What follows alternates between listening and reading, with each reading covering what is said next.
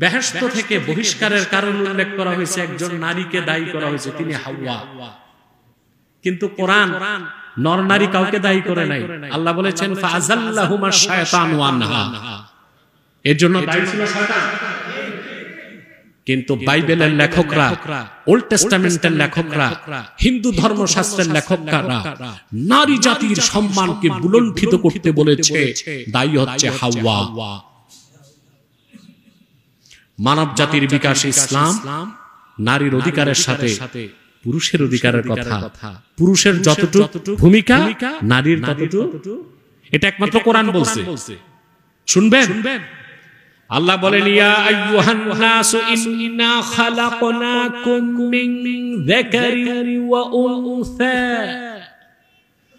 وجعلناكم شعوبا وقبائل لتعارفوا إن أكرمكم عند الله أتقاكم سبحان الله 50-50 এখানে পুরুষকে শ্রেষ্ঠত্ব দেখানো হবে, সমান সমান ভূমিকা মানব জাতির বিকাশে, পুরুষের যতটুকু নারী ততটুকু। সুবহানাল্লাহ বলবেন। আল্লাহ বলেন হে মানব জাতি, আমি তোমাদের সৃষ্টি করেছি একজন পুরুষ থেকে আরেকজন নারী থেকে। সুবহানাল্লাহ বলবেন না? নাস্তিকরা, তোমরা যে নারীর অধিকার আর স্বাধীনতা চাও, এটা বাস্তবায়ন যদি সরকার করে পুরা দেশ প্রস্টিটিউট স্টেট হবে। কোরআন যেটা বলেছে সেটা মেনে নাও। কোরআন ও সুন্নাহ নারীর যে অধিকার ও সম্মান দিয়েছে তা মহাসত্যের সর্বোচ্চ মানদণ্ডে উত্তীর্ণ, সম্পূর্ণ যৌক্তিক এবং বৈজ্ঞানিক বাস্তবসম্মত। তোমরা যে নারী পুরুষের সকল ক্ষেত্রে সমান অধিকার চাও, এটা মিথ্যা, অবৈজ্ঞানিক, অযৌক্তিক, অবাস্তব। কারণ সৃষ্টিগতভাবেই নারী আর পুরুষের মধ্যে আল্লাহ তাআলা সর্বনিম্ন 25টি পার্থক্য রেখেছে। কথা বুঝতেছেন? তাহলে মানব জাতির বিকাশে আল্লাহ পুরুষের যে ভূমিকা, নারীর সেই ভূমিকার কথাই বলেছে। তো ইসলামের চেয়ে বেশি নারীর সম্মান অধিকারের কথা কেউ বলতে পেরেছে? কথা বলে না। সমস্ত ইসলামের বাইরে ধর্মগুলো নারীকে সম্পদ সঞ্চয়ের কোন অধিকার দেয় নাই। অ্যারিস্টটলের মতো রাষ্ট্রবিজ্ঞানী, গ্রিক দার্শনিক নারীদের ব্যাপারে তার বক্তব্য, নারীদের সৃষ্টি করা হয়েছে পুরুষদের সেবার জন্য। সে বলতে চেয়েছে নারীরা পুরুষদের দাসী।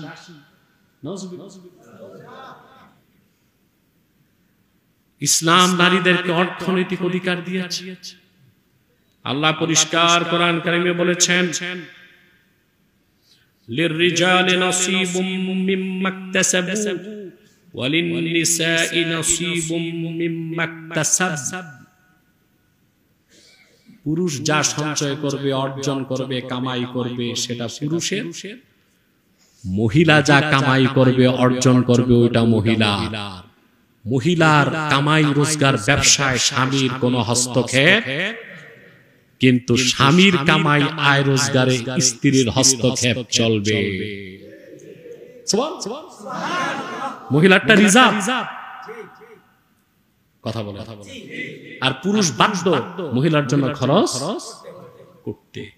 যদি পুরুষ খরচ না করে, মহিলা ইসলামী আদালতে মামলা দিলে পুরুষকে শাস্তির আওতায় আনা হবে। কি অধিকার ও সম্মান ইসলাম দিয়েছে তা আপনি তো চিন্তাই করতে পারবেন না। সুবহানাল্লাহ। ইসলাম কত বেশি অধিকার দিয়েছে নারীর। আপনি যদি বিয়ের সময় স্ত্রীকে 1 কোটি টাকাও দেন, তালাক দিয়ে দিলে ওই 1 কোটি টাকাই তার হাতে বুঝায় দিতে হবে, 1 টাকা ফেরত নেওয়া যাবে না। সুবহানাল্লাহ। ফেরত নেওয়া যাবে? আপনি যদি বলেন 20 বছর না আমি খাওয়াইছি তোমার, তো মোহরের ওই টাকাটা দিয়ে যাও না, ইসলাম বলেছে এই বিচার আপনার সুবহানাল্লাহ বলবেন। কিছু নারী পুরুষ নারী সংস্কার কমিশনে যারা এই 318 পৃষ্ঠার চটি বইটা বানাইছে, চেহারাগুলো দেখছি এক নজর বোঝা যায় না কোনটা পুরুষ কোনটা মহিলা, একই রকম লাগে।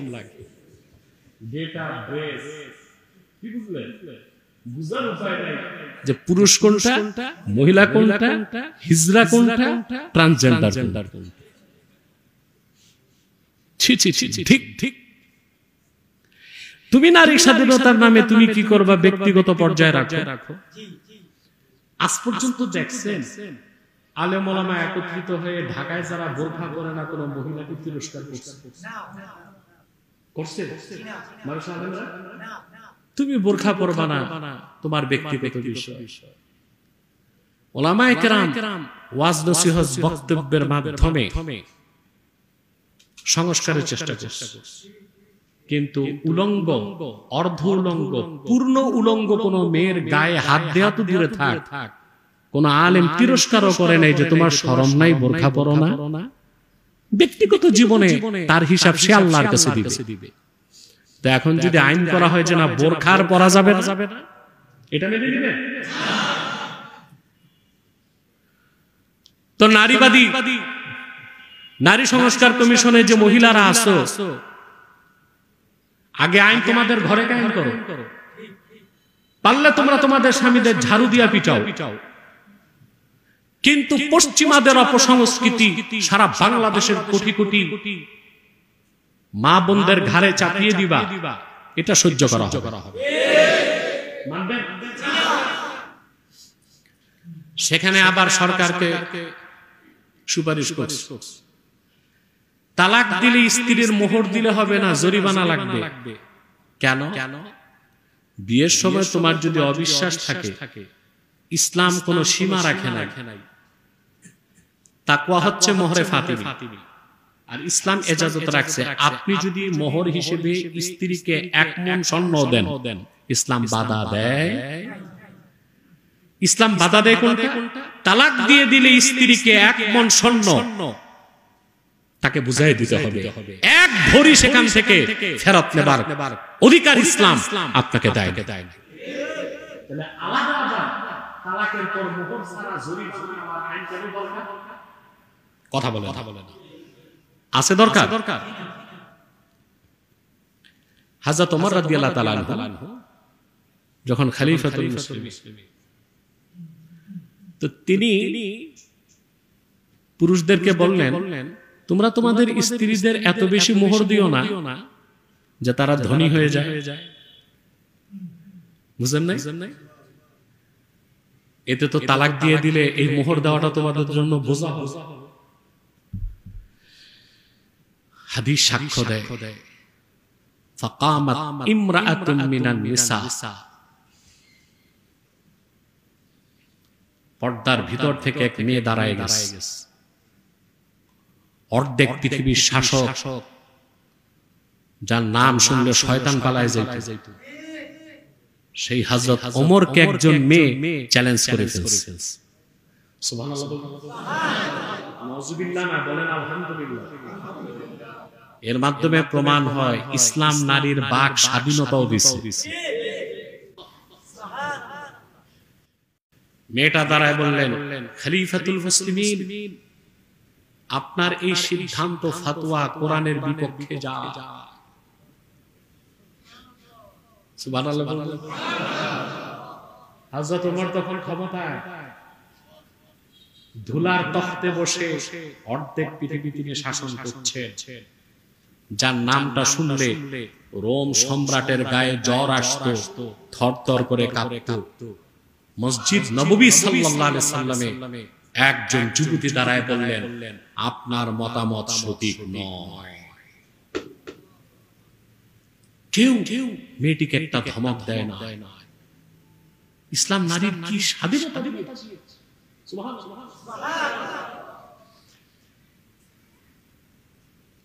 হযরত ওমর বললেন, তোমার দলিল কি? আমার কথাটা কোরআনের কোন আয়াতের বিপক্ষে গেছে? মেয়েটি দাঁড়িয়ে সূরা নিসা থেকে 20 নম্বর আয়াত তেলাওয়াত করতে লাগলো। মেয়েটি বলল, আল্লাহ বলেছেন, ইন আরাদতুমুস ইবদালা যাওজিম মাকানা যাওজ ওয়া আতাইতুম ইহদাহুন্না কিনতারান ফালা তাখুযু মিনহু শাইআ। ওমর, আপনি কি সূরা নিসায় আল্লাহর নির্দেশ দেখেন নাই?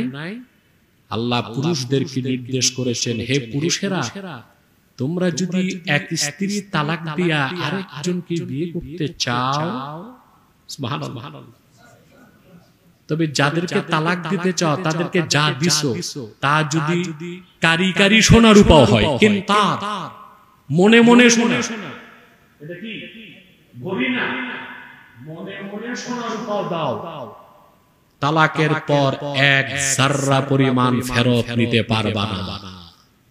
মেয়েটি হযরত ওমরকে দুইটা দলিল দিলেন। এক, মোহরের ক্ষেত্রে ইসলাম কোনো লিমিট দেয় না, কোনো লিমিট। আগে মনে মনে দিলেই তো পরে মনে মনে থেকে নেওয়া যাবে না, কথা বলবেন। তো কোরআন শরীফ আর হাদিস শরীফ থেকে তো দেখা যায় মোহরে ফাতিমিটা তাকওয়া, কিন্তু ফতোয়া হচ্ছে মেয়ে যদি বলে আমি বিয়ে বসবো 1 পণ স্বর্ণ দিলে, তো মেয়ের শর্ত রক্ষা করেই মেয়েকে বিয়ে করতে হবে। ইসলাম এই অধিকার মেয়েকে দিয়েছে। এবং তালাকের পর এক যাররা পরিমাণ ফেরত নেওয়া, বরং স্বামীর উচিত হবে মাথায় বহন করে সোনা রূপার খাজাঞ্চা তালাক দেওয়া বউয়ের বাড়িতে ফেরত দিয়ে আসবে। সুবহানাল্লাহ বলবেন। কোরআন হাদিস যে আইন দিয়েছে, এর চেয়ে ভালো উত্তম কোন আইন নাই, এর চেয়ে ভালো উত্তম কোন বিধান নাই। অতএব সংস্কারের নামে যদি তোমরা ইসলামকে আঘাত করে আমাদের দিকে পাথর ছুঁড়ে মারো, খোদার কসম আমরা পাহাড় ছুঁড়ে মারবো তোমাদের উপর। আল্লাহর আইনকে চ্যালেঞ্জ করার কোন সুযোগ। সুদীর্ঘ 50 বছর এদেশের ইসলামপন্থীগণ রক্ত দিয়েছে ইসলামী আইনকে বলবৎ করতে। আমরা এখন দেখতে চাই ইসলামের নামে যারা রাজনীতি করে তাদের ভূমিকা কি। ওনারা বহু আগে আপোষে চলে গেছে, আর ইসলামী রাষ্ট্র চায় না, কওয়ান রাষ্ট্র চায়। অলরেডি তারা কনভিন্সড, মোটামুটি 50% মেনে নিয়েছে। আমেরিকা থেকে আব্বা যেমনে বলে আমনি হবে, কিন্তু ওরা বুঝে নাই কৌশল ও দিনের ক্ষেত্রে ছাড় দিলে বেদিন চায়, দিনের ক্ষেত্রে ছাড় চলবে না, দিন ছেড়ে দিতে হবে। বেদিন এটা চায়, কথা বলে। আর কখনো বিজাতি মুসলমানের সাথে ওয়াদা রক্ষা করতে পারে? আপনারা জানেন ইখওয়ানুল মুসলিমিন 80 বছর রাজনীতি করে মিশরে ক্ষমতায় এসেছিল। প্রধানমন্ত্রী হয়েছিল মুরসি, 1 বছর ক্ষমতায় থাকতে পারছে। কেন? তিনি আদর্শ থেকে সরে গেছিলেন। ক্ষমতায় আসার আগে তিনি ইসরায়েলের সাথে চুক্তিবদ্ধ হয়েছেন যে ইখওয়ানুল মুসলিমিন ক্ষমতায় আসলে ইসরায়েলকে স্বীকৃতি দিবে, অবাধ যাতায়াতের ব্যবস্থা করবে, এবং মিশরের পূর্ববর্তী তাগুত সরকাররা যে বাণিজ্যিক ও রাজনৈতিক সম্পর্ক ইসরায়েলের সাথে রেখেছে সেই ক্ষেত্রে তারা কোনো হস্তক্ষেপ, এই যে আদর্শ থেকে বিচ্যুত হয়েছে। আল্লাহর রহমত। তারপর মুরসির পরিণতি কি হয়েছে? জেলে ঢুকলো, স্লো পয়জন দিয়ে তারে মেরে ফেলে। গাদ্দাফির ইতিহাস দেখেন। গাদ্দাফি ছিল কট্টর পশ্চিমা বিরোধী। আমেরিকা যখন তাকে ম্যানেজ করে ফেলল, সে ম্যানেজ হয়ে বলল আমি নিউক্লিয়ার উইপন, অ্যাটম বম বানাবো। আমেরিকা আমাকে নিষেধাজ্ঞা তুলে দেয়। এই চুক্তি করার 11 বছরের মাথায় বারাক ওবামার নেতৃত্বে পশ্চিমারা হামলা করে ফুলের মতো সাজানো একটি দেশ লিবিয়াকে শ্মশান বানায় দিয়েছে। লিবিয়ার মানুষগুলো আগে ঘরে বসে খাইতো, প্রত্যেকের ব্যাংক অ্যাকাউন্টে তেল বিক্রির টাকা গাদ্দাফি পাঠায় দিত। গাদ্দাফি অ্যাকাউন্টে তেল বিক্রির পর প্রত্যেক নাগরিকের অ্যাকাউন্টে টাকার একটা অংশ, বিদ্যুৎ ছিল ফ্রি, শিক্ষা ফ্রি, চিকিৎসা ফ্রি। বাংলাদেশ 200 বছর তা করতে পারবে। সে গাদ্দাফি যখন পশ্চিমাদের সাথে হাত মিলালো, গাদ্দাফি নির্মমভাবে নিহত হলো। অতএব যারা বাংলাদেশে কৌশলের নামে, সময় স্থাপনের নামে পশ্চিমাদের এজেন্ডা মেনে নিচ্ছেন হাত মিলায়া, আপনাদের তো এখন আগানাই গোড়া আছে, পরে দেখবেন গোড়াই চলে গেছে। আমাদের কথা এখন ভালো লাগবে না, কিন্তু যখন বুঝবেন তখন করার কিছু থাকবে না। এতে আবার মনে করবেন না যে ওনারা নাই বাংলাদেশ এতিম হয়ে যাবে। খেলাফা এবং জিহাদে বিশ্বাসী লক্ষ লক্ষ যুবক বাংলাদেশে দ্বীন ইসলামের স্বার্থে জীবন উৎসর্গ করতে প্রস্তুত আছে।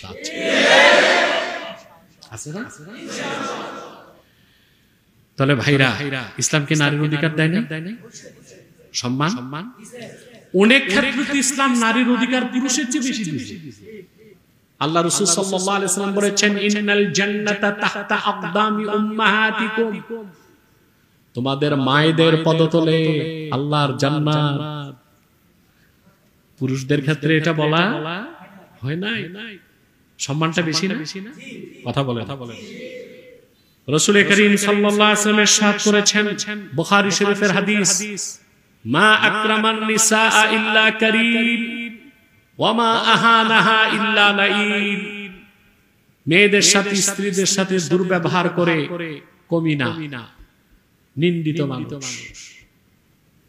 আর মেয়েদের সাথে স্ত্রীদের সাথে উত্তম ব্যবহার করে কারীম, পরম সহিষ্ণু, সৎ চরিত্রের, উন্নত চরিত্রের মানুষ। ইসলামের চেয়ে বেশি কেউ দিতে। জান্নাত পাওয়ার ক্ষেত্রে, ইবাদত বন্দেগীতে, ঈমান ও ইসলামের ক্ষেত্রে নারী পুরুষ সমান। একই কলেমা পড়ে মুসলমান হতে হয় পুরুষদেরকেও নারীদের। নামাজ পড়লে পুরুষ জান্নাতে যে মাকাম পাবে, মহিলা কম পাবে না, ওই মাকামটা পাবে।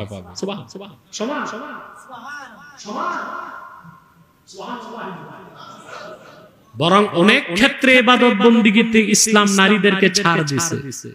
নারীদের উপর আবশ্যক নয় জুমার নামাজে যাওয়া, নারীদের উপর ফরজ নয় জিহাদের ময়দানে যাওয়া, ওটা ঐচ্ছিক। সেবা দিতে যেতে পারে, ঐচ্ছিক। সুবহানাল্লাহ। পুরুষদের উপর ওয়াজিব হচ্ছে স্ত্রীদের ভরণ পোষণ দেওয়া। আর স্ত্রীরা যদি বাংলাদেশ ব্যাংকের মালিকও হয়ে যায়, সংসারে খরচ করতে সে বাধ্য নয়। সেই ক্ষেত্রে ইসলাম তাকে ইচ্ছা দিয়েছে মন চাইলে খরচ করতে। আর মহিলাদেরকে আপনারা জানেন খরচ করে না, মেকআপ কিনতে কিনতে, লিপস্টিক গনতে গনতে টাকা সব।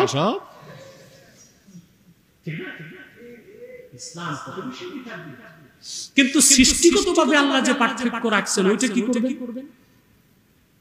ইসলাম যেটা বলছে, বিজ্ঞান নতমস্তকে তা স্বীকার করেছে।